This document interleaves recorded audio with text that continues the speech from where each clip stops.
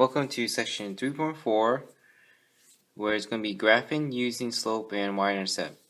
Now, if you were having proficient skills in Algebra 1, Geometry, and Algebra 2, then this section will be pretty quick for you, and it's going to be pretty straightforward.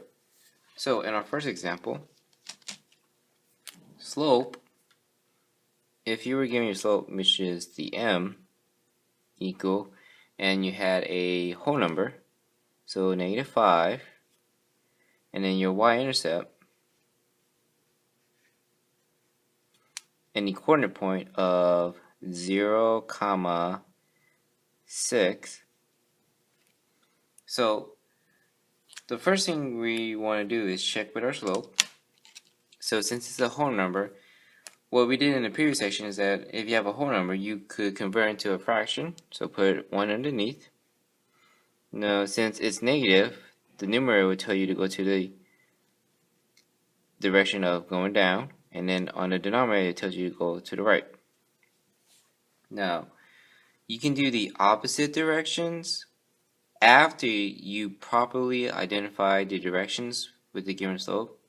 So again, you can do the opposite direction after you write your arrows, and the only time you would do opposite is if you have no room to graph on the top or no more room to graph on the bottom. Alright, so let me draw my x and y axis.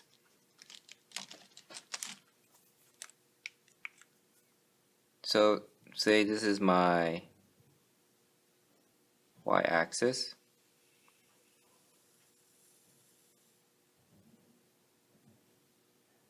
and label y.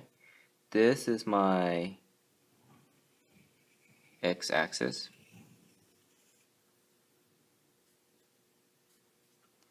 Alright, so simply we're just going to label.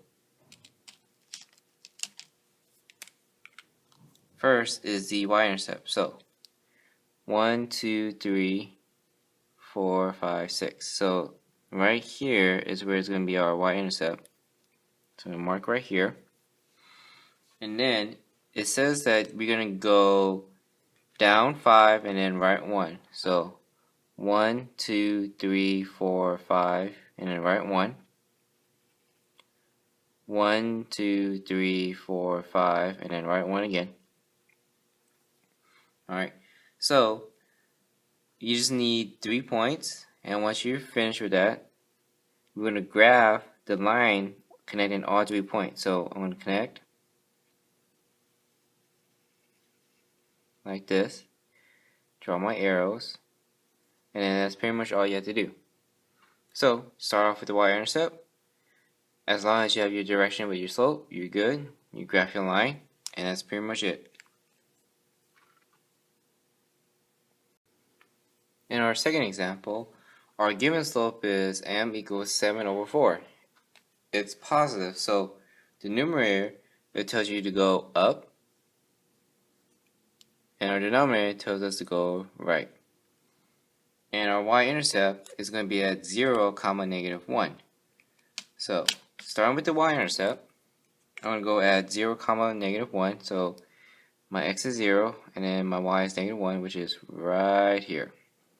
Alright, so with our slope, I'm going to go up 7, 1, 2, 3, 4, 5, 6, 7, and then right 4, 1, 2, 3, 4. So it's going to be right here.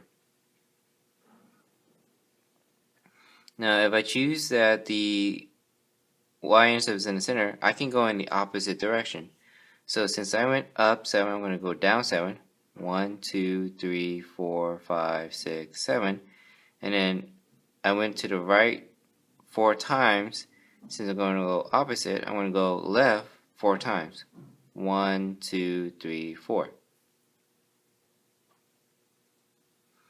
So there's my 3 points.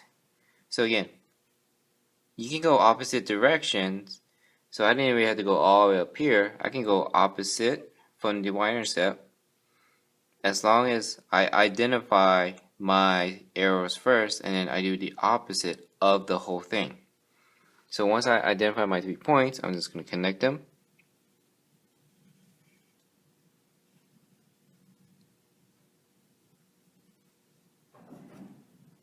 draw my arrows, and that's pretty much it. That's all you have to do.